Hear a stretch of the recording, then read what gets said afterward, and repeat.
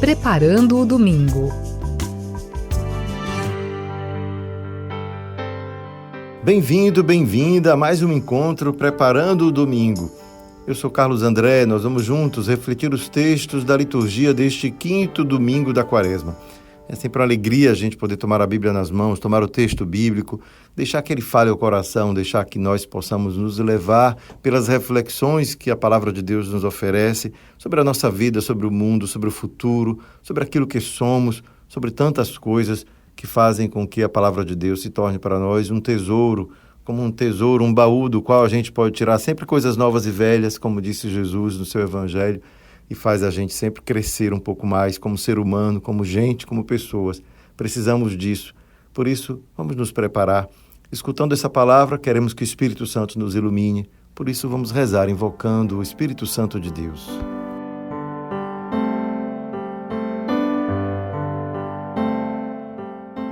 Venha Espírito do Pai e do Filho. Venha Espírito de amor. Venha Espírito de infância, de paz, de confiança e de alegria. Vem alegria secreta que brilhas através das lágrimas do mundo.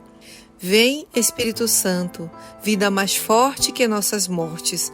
Vem Pai dos pobres e advogado dos oprimidos. Vem luz da eterna verdade e de amor derramado em nossos corações. Permanece em nós, Santo Espírito de Deus. Não nos abandones, nem no duro combate da vida, nem no momento em que tocarmos o final da caminhada. Vem, Santo Espírito de Deus. Amém. A primeira leitura de hoje é tirada do livro do profeta Jeremias e diz assim: Eis que virão dias, diz o Senhor, em que concluirei com a casa de Israel e a casa de Judá uma nova aliança. Não como a aliança que fiz com seus pais, quando os tomei pela mão, para retirá-los da terra do Egito, e que eles violaram, mas eu fiz valer a força sobre eles, diz o Senhor. Esta será a aliança que concluirei com a casa de Israel depois desses dias, diz o Senhor. Imprimirei minha lei em suas entranhas, e hei de inscrevê-la em seu coração. Serei seu Deus e eles serão meu povo. Não será mais necessário ensinar seu próximo ou seu irmão, dizendo, conhece o Senhor. Todos me reconhecerão, do menor ao maior deles, diz o Senhor. Pois perdoarei sua maldade e não mais lembrarei o seu pecado. Esse trecho do profeta Jeremias, ele foi dito no momento em que o povo de Israel vivia um grande drama. O drama de ver a sua terra sendo invadida por um povo estrangeiro e o seu povo sendo levado como exilados a uma terra que não era deles, porque eles tinham perdido tudo aquilo que haviam recebido como um dom da parte de Deus. E é isso que o profeta está lembrando, que Deus tinha livrado eles das mãos dos egípcios para deixá-los livres de uma terra, a terra da promessa, mas eles, esquecendo-se disso, viveram de qualquer modo, viveram sem levar em conta que Deus era o seu protetor e buscaram proteção em outras coisas, buscaram alegrias em outras coisas que não nas coisas de Deus. E foi justamente isso que o profeta lembrou ao povo quando os viu sendo levados como prisioneiros. Mas Deus, que é fiel, diz aqui o profeta Jeremias, ele vai fazer uma nova aliança, não aquela como foi a que aconteceu quando saíram do Egito, e em umas tábuas de pedra, o trecho da tradição diz que Deus escreveu ali a sua lei. Jeremias, assim como o profeta Ezequiel, vai recordar que a nova lei que Deus vai colocar no coração de cada um será uma lei de carne, uma lei feita para cada um pessoalmente reconhecer dele essa presença de Deus. É por isso que o Jeremias vai dizer aqui, hei de inscrevê-la em seu coração. E o que ele vai escrever no coração de cada um? Deus vai escrever no coração de cada um que eu serei o seu Deus e eles serão o meu povo. E assim, dessa forma, esta relação de amizade de Deus com o seu povo deixa de ter uma tábua de pedra como referência para ter o coração.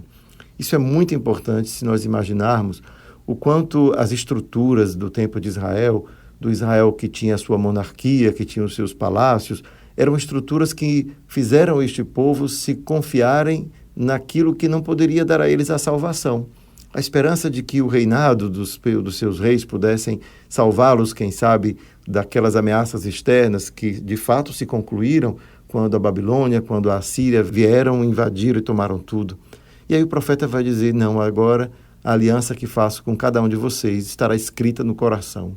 Não precisa mais de uma terra, de um lugar para que esta aliança seja cumprida, porque a terra e o lugar onde Deus encontra o seu povo, onde ele faz essa aliança, é a terra do coração de cada um.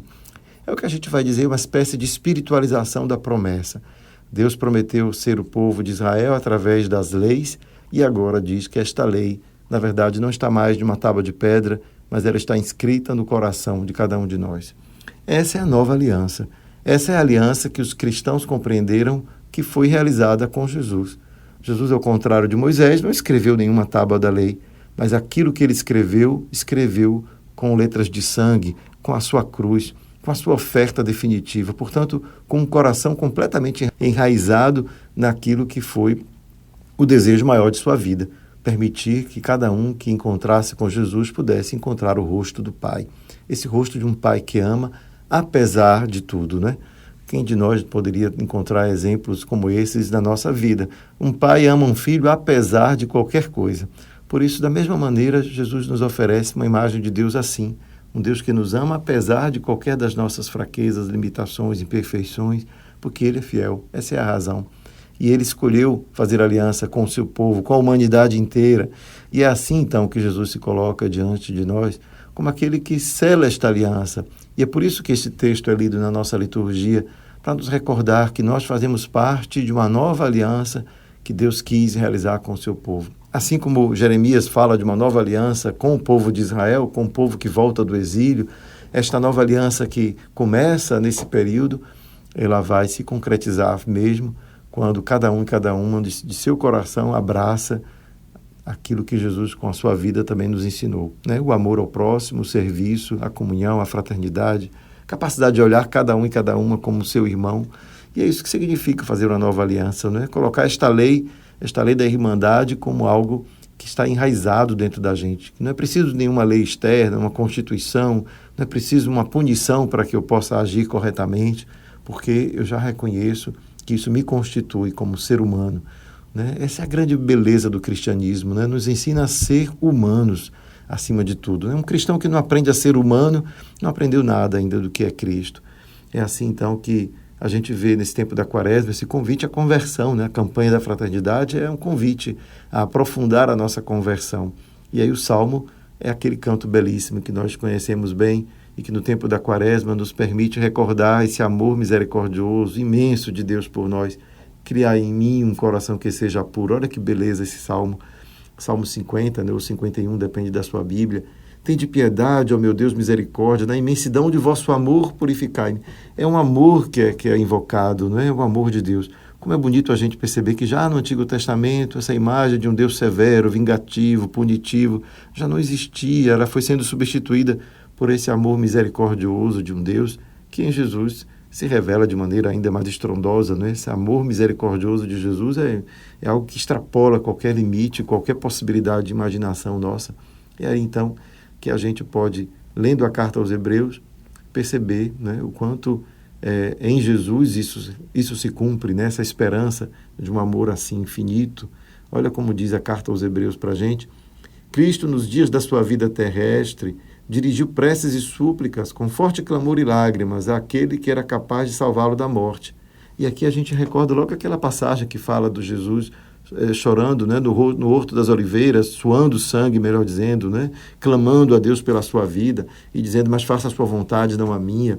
E aí continua dizendo, e ele foi atendido por causa de sua entrega. Essa foi a entrega de Jesus, faça a sua vontade, não a minha. Mesmo sabendo, né, com grande clamor. E aí diz, mesmo sendo filho, aprendeu o que significa a obediência a Deus por aquilo que ele sofreu. Mas na consumação de sua vida, tornou-se causa de salvação eterna para todos que lhe obedecem. Então, quando Jesus consuma a sua vida em Cristo, na oferta, ele acaba se tornando, ele se torna para nós salvação, porque ele nos dá um testemunho, mas porque esse gesto dele tem uma força de salvação, né? Ele faz por nós todos aquilo que nenhum de nós seria capaz de fazer, né? De consumir a sua vida de tal modo a colocar toda a sua esperança em Deus. Por isso que o tempo da Quaresma é um tempo lindíssimo, né? Que nos permite refletir profundamente sobre o sentido da vida, o sentido do amor, da oferta, tudo aquilo que em Jesus a gente encontra na máxima potência, né? E é assim, então, que A gente é convidado nesse tempo da Quaresma, nessas leituras, a renovar a nossa esperança de que Deus nos ama profundamente, não há pecado que não possa ser redimido, não há falta que não possa ser consertada, não há em Deus nenhuma falta de amor ou misericórdia que o impeça de vir ao nosso encontro e nos abraçar com um abraço do perdão. É por isso que a gente pode agora ler o Evangelho com o coração preparado, aquecido para aquilo que Jesus tem a nos ensinar. Louvor a vós, ó Cristo, Rei da eterna glória. Se alguém me quer seguir, que venha atrás de mim, e onde eu estiver, ali estará meu servo. Louvor a vós, ó Cristo, Rei da eterna glória.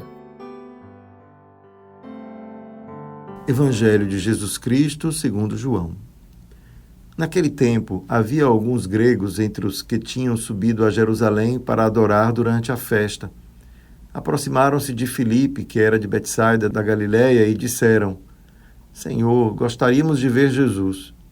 Filipe combinou com André e os dois foram falar com Jesus. Jesus respondeu-lhes: Chegou a hora em que o Filho do Homem vai ser glorificado. Em verdade vos digo, se o grão de trigo que cai da terra não morre, ele continua só um grão de trigo. Mas se morre, então produz muito fruto. Quem se apega à sua vida perde-a, mas quem faz pouca conta da sua vida neste mundo, conservá-la-á para a vida eterna. Se alguém me quer servir, siga-me, e onde eu estou, estará também o meu servo. Se alguém me serve, meu Pai o honrará. Agora sinto-me angustiado. E que direi? Pai, livra-me desta hora. Mas foi precisamente para esta hora que eu vim. Pai, glorifica o teu nome. Então veio uma voz do céu. Eu o glorifiquei e o glorificarei de novo. A multidão que aí estava e ouviu dizia que tinha sido um trovão. Outros afirmavam: foi um anjo que falou com ele. Jesus respondeu e disse: Essa voz que ouvistes não foi por causa de mim, mas por causa de vós. É agora o julgamento deste mundo. Agora o chefe deste mundo vai ser expulso, e eu, quando for elevado da terra, atrairei todos a mim. Jesus falava assim para indicar de que morte iria morrer. No evangelho que acabamos de escutar, encontramos Jesus momentos antes de subir a Jerusalém, onde ele vai ser depois morto, ressuscitar e tudo aquilo que vai ocorrer na sua paixão. E aí vemos o quanto o evangelho aqui antecipa algo do que irá acontecer. Ele será elevado e depois de ser elevado atrairá todos a ele. Todos quem? Todo mundo olhará para esta cruz e poderá de novo dizer, bater no peito como o centurião romano, ele verdadeiramente era o Filho de Deus. Essa imagem que é aqui já apresentada por João no capítulo 12, portanto, momentos antes de começar o anúncio da paixão de Cristo, é que nós percebemos o quanto os discípulos ainda não se davam conta do que estava para acontecer, né? A gente vê André e Filipe que vai apresentar alguém para Jesus, um grego, um estrangeiro, e Jesus assim toma a ocasião e faz esse discurso. Afinal, aquilo que Jesus está para apresentar ao mundo, não apenas aos gregos, e aí podemos imaginar se aqui a ideia de um grego que procura Jesus não é uma imagem que quer indicar o mundo inteiro. Todos os que não são judeus estão ali representados nesses gregos que querem ver Jesus. O mundo inteiro quer ver Jesus quando ele for elevado ao céu. É assim, então, que o Evangelho vai nos preparar para compreender que aquilo que acontece na cruz não é um evento restrito apenas a quem é cristão, ou apenas aqueles que reconhecem em Jesus o Filho de Deus. É um evento que vale para todos, para quem reconhece a Jesus e para quem não os reconhece.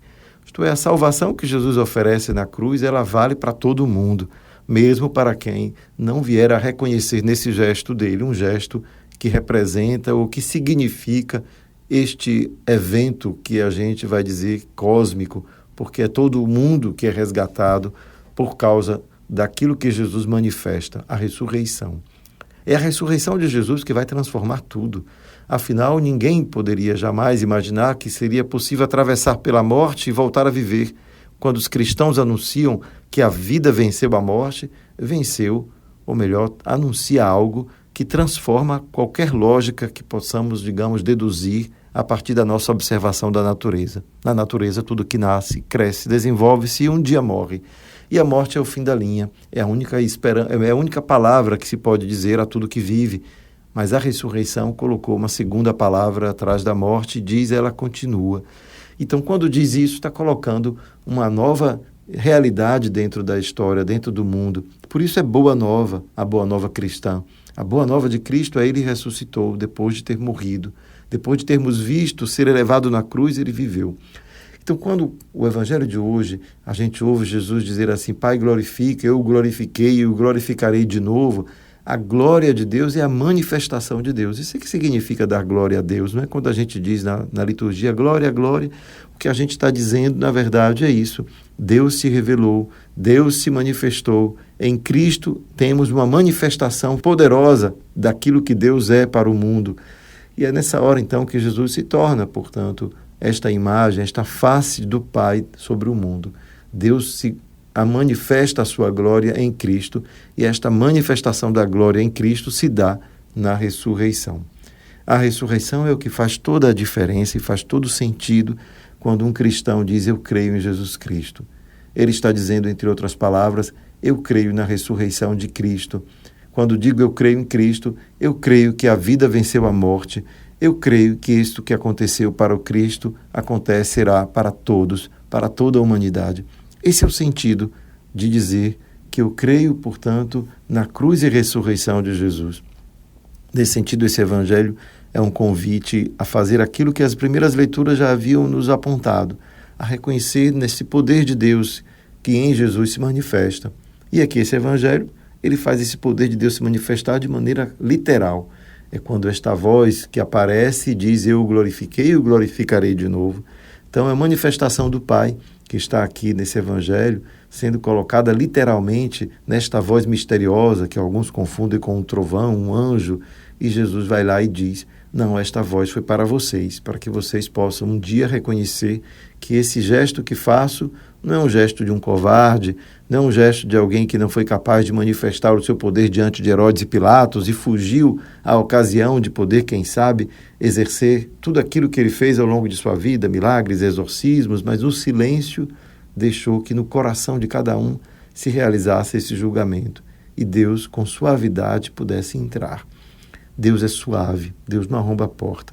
E por isso que no silêncio da morte de Jesus há uma grande manifestação amorosa de Deus que permite que a liberdade de cada um seja preservada na decisão de acolher o testemunho de Jesus. Ele morreu na cruz, está lá e permanecerá como um sinal. Aquele que crê no sinal poderá ter no seu coração a esperança da vida, porque ele ressuscitou. É esse o sentido que estes evangelhos, esses textos que agora vamos cada vez mais sendo lidos, nos aproximando da Páscoa, vão nos ajudar a compreender o sentido da cruz de Cristo. Que razão há para imaginar que Jesus, depois de ter feito tanto bem, pudesse vir aceitar a cruz da maneira como ele aceitou, silenciosamente? Tudo isso, então, vai preparar o nosso coração para essa compreensão que a gente vai chamar de teológica, não é? Porque dá uma razão, teologia no sentido que dá razão para a nossa fé. Então, são as razões da nossa fé na salvação que veio pela cruz e ressurreição de Cristo que esses textos estão nos ajudando a entender. Mas para que a gente viva bem esse período, é importante deixar que essas palavras caiam no coração e se transformem em oração. Senhor, nós te agradecemos por tudo aquilo que, por causa da cruz de Cristo, chega ao nosso coração, a esperança, a paz, a alegria, a vontade de construir um mundo mais justo, mais honesto, mais verdadeiro, a esperança de que a irmandade, a fraternidade prevaleça sobre o ódio, as divisões. Tudo isso porque cremos, Senhor, que a ressurreição de Cristo trouxe uma novidade para o mundo marcado pela morte, pela dor, pelo sofrimento. Por isso, suplicamos que a cada Páscoa e nesta Páscoa possamos renascer na esperança de um mundo novo junto com Cristo, possamos renovar o nosso ânimo e entusiasmo por esta palavra que nos renova e nós possamos ser todos sal e luz neste mundo, anunciando que a boa nova, a ressurreição de Cristo está presente. Podemos de novo sonhar. Por isso, abençoa-nos hoje e sempre. Pai, Filho e Espírito Santo. Amém. Fica a dica! A ressurreição de Cristo é a boa nova do cristão. Onde parecia existir só a morte, veio, portanto, uma nova esperança. Cristo ressuscitou venceu a morte e a vida prevaleceu. É claro que tantas vezes no dia a dia a gente não é capaz de perceber os sinais de vida que estão em nossa volta. Faça então, como dica da semana, esse exercício. Você percebe os sinais de vida onde tudo parece negativo? Ou você talvez esteja ainda muito insistindo na lamentação e é tudo muito triste, é tudo muito negativo? A dica da semana é: deixe que esta luz da ressurreição entre no seu coração e se permita ter esperança, ver luz onde talvez outros só vejam escuridão. Que a luz da ressurreição possa, portanto, contaminar o nosso dia a dia. Fica a dica. Preparando o domingo.